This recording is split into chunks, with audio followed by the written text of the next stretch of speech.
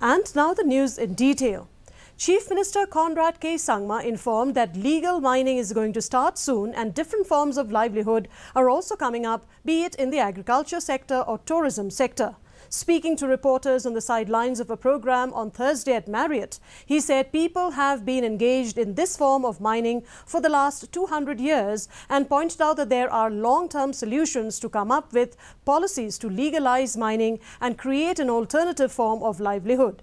Sangma also said that the government could look at the possibility of using drone technology to keep a tab on illegal mining in the state.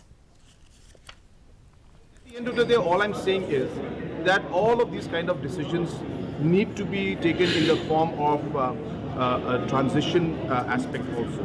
So the way I would have looked at it would have been that I would see 5 years as a period where we stop certain activities, and another 5 years to transit into new technology, and another 5 years maybe to stop everything completely. So you have to allow the transition to take place in a justified manner, and that's what we felt was missing to some extent, and it was very sudden for people.